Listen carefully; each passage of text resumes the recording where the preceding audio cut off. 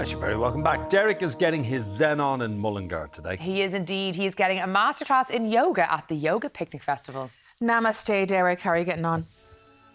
Namaste, Elaine. You're very welcome down here to the beautiful setting of Lough. We're down here just outside Mullingar in County Westmeath. Of course, Yoga Picnic 2025 is up and running. We're joined now by the sister duo Alice and Katie Harrison. Good morning, girls. Good morning, Derek. How are you? Yeah, great to be down here. Good morning. How are you doing? Not too bad at all. Now, Alice, we will start with you and tell us all about the Yoga Picnic and how did you set it up? Well, I met my husband, who's an organic farmer down in Westmeath. So I moved here and I met Mary through yoga. We're both yoga teachers here. And we just thought of an idea to kind of have a picnic with a few people in this beautiful location, bring people together, get a few, well, I suppose there was the interest there, and then we had to kind of get rain cover. So we got a few tents, and then we're like, well, we might need wristbands. And then it just started to grow. We had about 120 people there, which we thought was a big amount. But actually this year, 4 years later, we have, over 1,500, nearly 2,000 people here. So it's just grown from being this small event to being this really huge thing, and just drawing people to the Midlands from all over the country, and actually, in fact, all over the world. Yes, speaking about the location here, we've been down by the lake, Lough earlier on.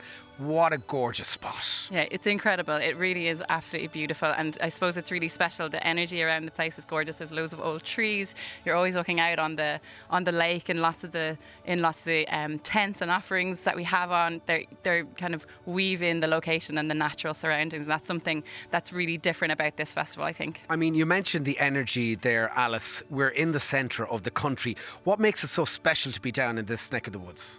I suppose this is just it's a really special area. It's Media, the centre of the country and of Ireland, and I suppose it just is this centre point, this kind of beating heart of the centre of the country that draws people towards it, and then just being here, you can feel that. We'll pop over to you now, Katie. Good morning to you. Morning. How are you doing? Katie, there's so much on offer. I was looking at the lineup there earlier on. What a fantastic weekend you've got in store. Yeah, so it's amazing. Like the thing is that we have this festival for everybody, we like to say, because you could come here with your family and bring your kids. The kids go free. There's lots of offerings for kids, like face painting, workshops, yoga. But then also, if you want to just come on your own and just meet people, you can do that as well. And sometimes people are afraid to do that, but then they come and they make friends and they make connections, and they can do breath work, meditation. We have stand-up paddleboard yoga, there's cacao ceremonies, and it's a really great place to try all these different things for the first time as well, even if you've never done yoga before. Now, you're kicking off early tomorrow morning. What can people expect when they arrive down here? Yeah, so I think the first thing when you come in the entrance, everyone, you can definitely feel the energy of laughter and smiles. But then as you go in, we've lots of gorgeous food vendors, coffee, organic food, vegetarian food, and then classes kick off at 10 o'clock. We still have lots of tickets left, so you're welcome to come.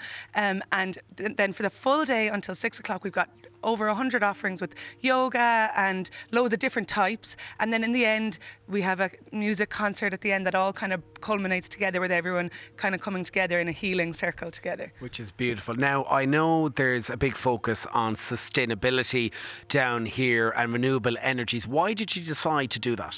Yeah, so I guess from the beginning we wanted it, and one of the ethos of yoga is keeping that at the heart of it.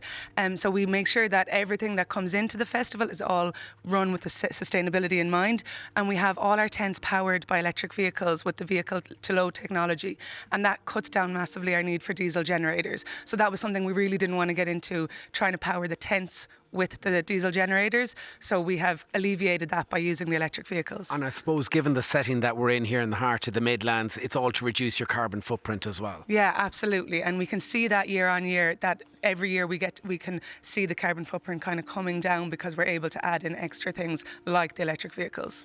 Alice, our lives are so busy at the moment. Why should people do yoga? Yoga makes you feel better and be a better person to be around. And just generally, there's so much to yoga. So there's, like, people often think that it's just asana, that it's just movement, but it can be just, there's breath work, there's meditation, there's philosophies, kind of guidance for how to live your life in a kind of more aligned, mindful way.